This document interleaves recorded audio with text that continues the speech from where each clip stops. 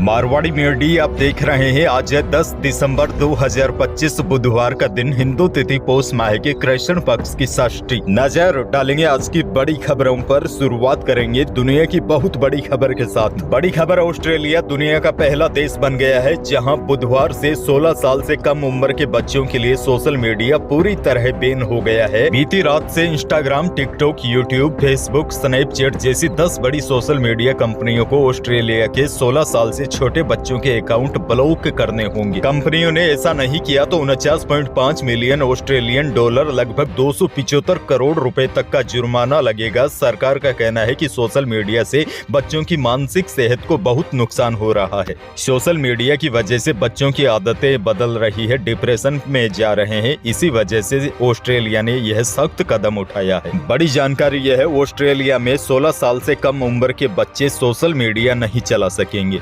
आगे बढ़ेंगे। देश के लोगों को एक और नई सुविधा मिलने जा रही है। राजधानी से आराम और वंदे भारत जैसी टेक्नोलॉजी सबसे तेज रफ्तार। इसी महीने से पटना नई दिल्ली के बीच यह ट्रेन चलने जा रही है। दिसंबर में पटना नई दिल्ली के बीच चलने वाली वंदे भारत स्लीपर ट्रेन काफी खास होगी। ट्रेन 160 किलोमीटर प्रति घंटे की रफ्तार से दौड़ रही हो तब भी कप में रखी चाय नहीं गिरेगी। यात्रियों को लग्जरी होटल सा आराम मिलेगा। नहाने के लिए गर्म पानी और टच फ्री टॉयलेट जैसी कई खास सुविधाएं मिलेगी। आपको बता दूं, वंदे भारत स्लीपर ट्रेन का देश के लोग लंबे समय से इंतजार कर रहे थे। यह इंतजार इसी महीने दिसंबर में समाप्त हो जाएगा। इसी महीने से पटना नई दिल्ली के बीच वंदे भारत स्लीपर ट्रेन चलने जा रही है।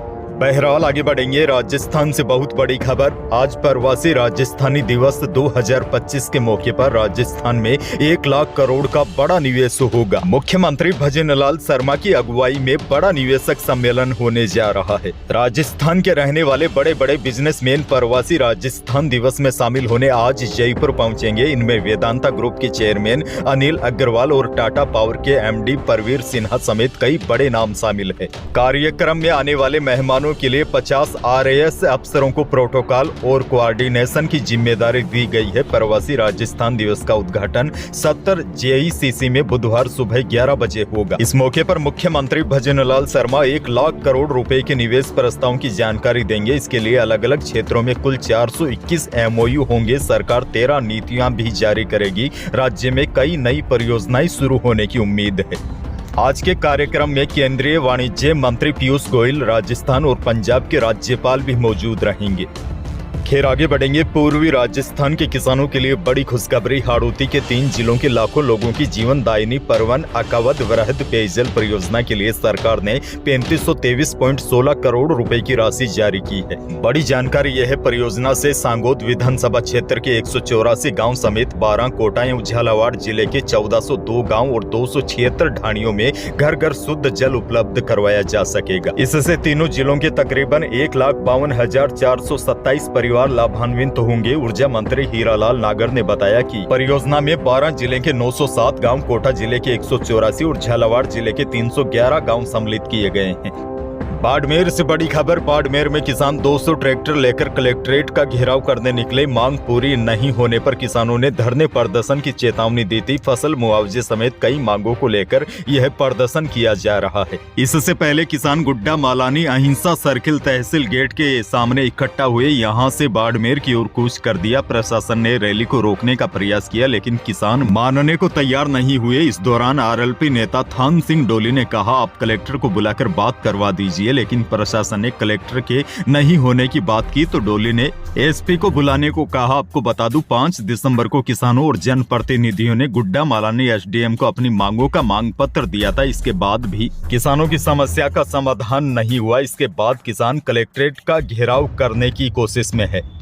आगे बढ़ना होगा। बड़ी खबर। राजस्थान में पंचायत और नगरीय निकाय चुनाव में देरी को लेकर राजनीति गरमाई हुई है। ऐसे में निकायों के बाद अब प्रदेश की जिला परिषदों और पंचायत समितियों की बागडोर भी जनप्रतिनिधियों से हटाकर प्रशासनिक अधिकारियों के पास चली गई है। राजस्थान के करीब 21 जिला परिषदों और लगभग 222 पंचायत समितियों का कार्यकाल मंगलवार को पूरा हो गया है। इसके बाद इन संस्थाओं में अब अधिकारी प्रशासक के रूप में कार्य देखेंगे। ग्रामीण विकास एवं पंचायती राज विभाग ने सोमवार को आदेश भी जारी कर दिए हैं। इसके अनुसार जिला परिषदों में जिला कलेक्टर और पंचायत समितियों में उपखंड अधिकारी प्रशासक की भूमिका निभाएंगे। एक और बड़ी खबर, शिव विधानसभा के निर्दलीय विधायक रविंदर सिंह भाटी कल जोधपुर पहुंचे थे, जहां उन्होंने मौजूदा राजनीति और राजस्थान समेत बाड़मेर की व्यवस्था पर बात की। रविंदर सिंह भाटी ने मौजूदा सरकार के 2 साल के काम को लेकर भी नाराजगी जताई। रविंदर सिंह भाटी ने कहा कि पिछले 2 सालों के सरकार के कामकाज से जनता संतुष्ट नहीं दिखाई दे रही है। वहीं नरेश मीणा और हनुमान बेनीवाल के बीच दूरियों से जुड़े एक मुद्दे पर रविंदर सिंह भाटी ने कहा कि इस मुद्दे को लेकर मुझे जानकारी नहीं है। वहीं तीसरी फ्रंट से जुड़े मुद्दे पर रविंदर सिंह भाटी ने कहा कि अभी 3 साल बाकी है, कई चीजें सामने आएगी, तीसरा मोर्चा बनेगा या नहीं बनेगा यह वक्त बताएगा। खैर, बहुत बड़ी खबर, राजस्थानी भाषा को 8वीं अनुसूची में शामिल करने का मामला संसद दिल्ली में मंगलवार को गूंजा। राज्यसभा में शून्यकाल के दौरान राज्यसभा सांसद नीरज डांगी ने मामले को उठाते हुए राजस्थानी भाषा को संविधान की 8वीं अनुसूची में शामिल करने की मांग की। डांगी ने कहा कि अन्य प्रदेशों की तर्ज पर राजस्थानी भाषा को भी संविधान के अनुच्छेद 345 के तहत 8वीं अनुसूची में आधिकारिक भाषा की मान्यता दी जाए, जिससे राजस्थानी भाषा को संरक्षित करने और बढ़ावा देने में मदद मिल सके। वैसे आपको बता दूं, राज्य की पूर्ववर्ती गहलोत सरकार के समय अगस्त 2023 में राजस्थानी भाषा को संविधान की 8वीं अनुसूची में शामिल करने का प्रस्ताव केंद्र सरकार को भिजवाया हुआ है।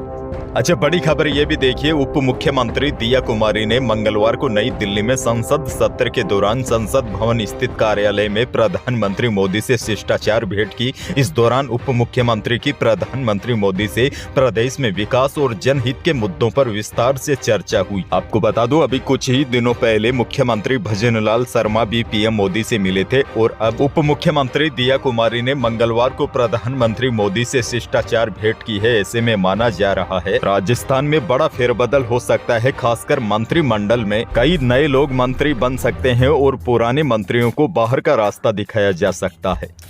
चलिए आगे बढ़ जाते हैं। धौलपुर से बड़ी खबर, धौलपुर जिले में लुटेरी दुल्हन का मामला सामने आया है। यहां कोलारी थाना क्षेत्र के पेप हेरा गांव में शादी के बाद पहली ही रात को पति और पूरे परिवार को बेहोश कर लुटेरी दुल्हन फरार हो गई।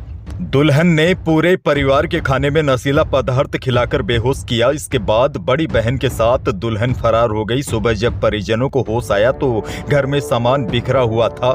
परिवार के कुछ लोग सुबह तक बेहोश थे। पति एवं अन्य परिजनों को अस्पताल में भर्ती कराकर मामले से पुलिस को अवगत कराया गया। पुलिस ने मामले की गंभीरता को देखते हुए दुल्हन और उसकी बड़ी बहन और बिचौलिए को पकड़ने के लिए दबिश दी। आगरा से पुलिस ने बिचौलिए को दबोच लिया है।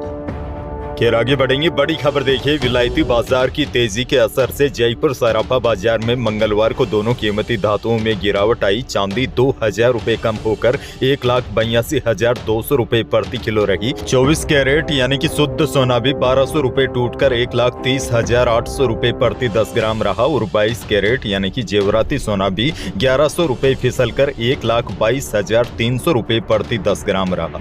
वहीं अनाज मंडियों के भावों की बात की जाए तो बीकानेर के अनाज मंडी में मूंगफली खल्ला का भाव अधिकतम 6250 रुपए रहा। मूंगफली चुग्गा 4800 से 5550 रुपए बिकी। मूंगफली सिकाई का भाव अधिकतम 6600 रुपए रहा। गवार का भाव पश्चिमी राजस्थान की मंडियों में अधिकतम 4748 रुपए रहा। वहीं मोट का भाव 4951 रुपए रहा और मूंग बिका अधिकतम बीकानेर के अनाज मंडी में 7150 रुपए प्रति क्विंटल।